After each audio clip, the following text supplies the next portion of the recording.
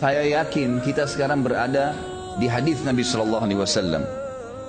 Kata Nabi Sallallahu Alaihi Wasallam, yushaku an tada alaikumul umam kama tada al akalatu ila qas'atiha.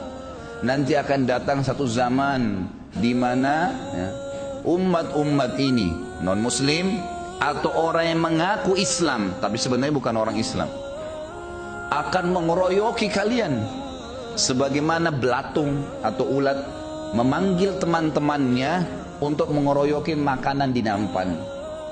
Kata para sahabat, ya Rasulullah, amin killatin nahnu yawma idzin. Wahai Rasulullah, dulu kami pada saat itu atau nanti pada saat itu, apakah kami jumlahnya sedikit? Kenapa sahabat bilang seperti itu?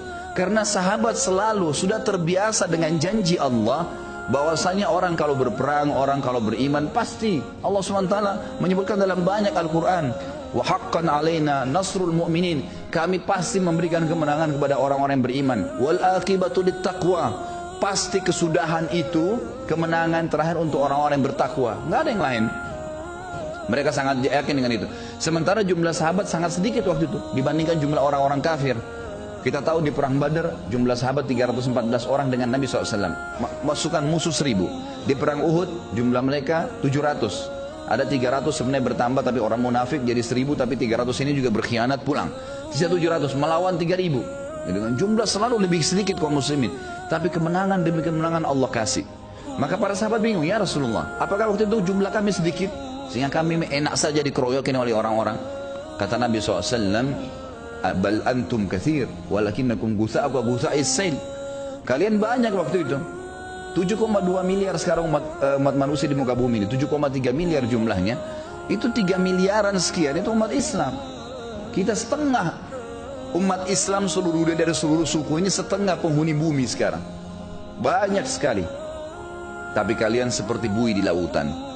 Lalu kata Nabi SAW, wala yanzi'annallahu min suduri aduikum al-mahabata minkum. Pada saat itu Allah akan tarik, Allah tarik dari hati-hati musuh kalian rasa takut, segan. Tidak ada lagi takutnya dengan kaum muslimin. Di zaman Nabi SAW, mereka zaman sahabat takut orang-orang kafirin. Takut sampai dikatakan dalam beberapa athar, namanya Umar bin Khattab kalau disebut di wilayah-wilayah kafir, mereka pada ketakutan. Dengar namanya saya sudah takut gitu.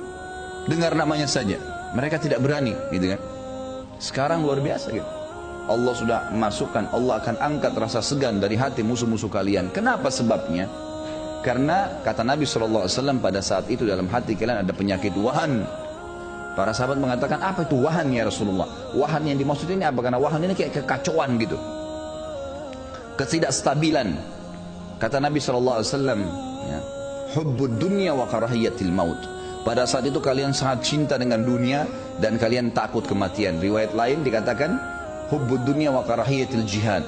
Kalian sudah takut mati, ya, kalian cinta dunia dan kalian benci, tidak suka dengan jihad. Sekarang umat Islam, banyak orang di antara kita sibuk dengan apa? Pendapatan saya apa? Bagaimana saya hidupin keluarga dan anak saya. Titik. Cukup itu. Gajinya berapa? Bayar listrik cukup, transportasi cukup, sudah. Mau tetangganya sakit muslim, mau ada masalah sedang dihadapin, diam. Nggak ada urusan. Depan mata kita sekarang ini, setiap negara Islam, pemimpin Islam, setiap ulama kaum muslimin, gitu kan, kecuali sebagian kecil, umumnya kaum muslimin nafsi-nafsi semua. Yang penting dia aman, selesai. Mau yang lain kena, Jogja kena banjir, gempa, kena gempa longsor, kemudian waktu kemarin tsunami. Berapa banyak sih dari jumlah umat Islam ini yang menyumbang? Berapa banyak sumbangan yang masuk dibandingkan dengan jumlah umat Islam waktu itu? Kalau kita hitung persentasenya yang bantu pada saat tsunami terjadi, kemudian di Jogja, banyak yang terjadi masalah di Indonesia, memang ada yang membantu. Kalau diakumulasi total harta atau uang yang terkumpul itu hanya mungkin 2-3% dari jumlah umat manusia, umat Islam di Indonesia. Mana yang 98% nih? Mana yang 90%? Mereka melakukan peduli terhadap umat Islam? Sama sekali. Gitu kan? Jadi nggak ada. Betul pada saat ini memang kita sangat cinta dengan dunia, pusing dengan itu saja, terus saja, dan juga benci dengan jihad, takut mati. Ya, kalau sakit siap mengeluarkan uang banyak. Nanti datang asuransi mengatakan nanti Anda rawat nginap, dikasih gratis sekian.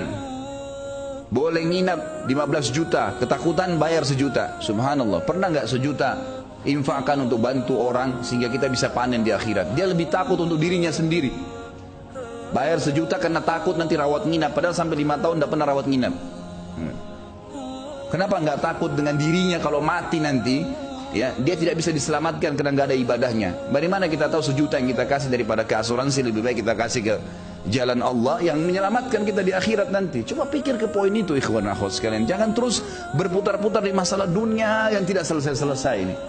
Rutinitas kita nanti akan ada akhirnya. Kita bangun pagi, mandi, sarapan, keluar aktivitas, kemudian siang lagi, sore, malam lagi tidur. Ada subhanallah orang-orang Islam begitu. Cuma tahu makan, minum, tidur, kerja. Selesai. Dari sisi lain, saudara-saudara kita di Myanmar sekarang, di Burma, Rohingya yang kita tahu, luar biasa. Saya lihat gambarnya nggak masuk di akal saya, ikhwan sekalian. Ada manusia seperti mereka ini luar biasa. Ini teroris yang sebenarnya ini bukan orang yang berjenggot, bukan orang yang sholat di masjid, bukan yang dahinya hitam. Ini teroris-teroris nih bisa subhanallah membakar anak kecil. Saya lihat gambarnya sendiri, anak kecil diikat di satu kayu yang panjang. Kemudian ada satu orang Buddha dipegang dari sebelah sana, sebelah sini, satu terus dibakar, dipanggang kayak bakar kambing. Manusia loh ini, anak kecil lagi.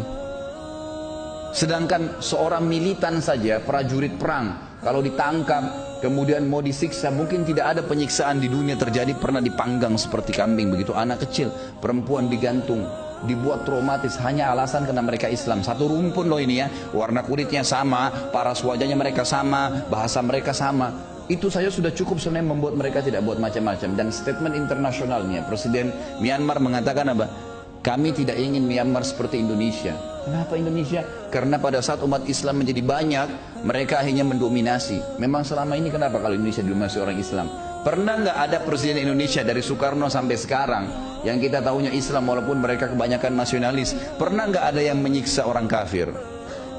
Bahkan orang Islam yang kadang-kadang masih ada yang di nomor 2 kan, gitu kan? Tidak ada masalah dengan umat Islam pada saat memimpin sebenarnya. Jadi seakan-akan simbol ini mau perang agama. Mereka tidak takut sama sekali. Negara Myanmar itu kecil. Saya kadang-kadang bercanda dari pengajian saya, kalau orang Indonesia, tidak usah Indonesia, orang Jawa Barat datang ke sana meludah tenggelam tuh. Tapi berani hilang rasa takut kepada umat Islam, nggak ada. Seperti yang Nabi SAW katakan, karena kita betul-betul sudah tidak peduli dengan agama ini.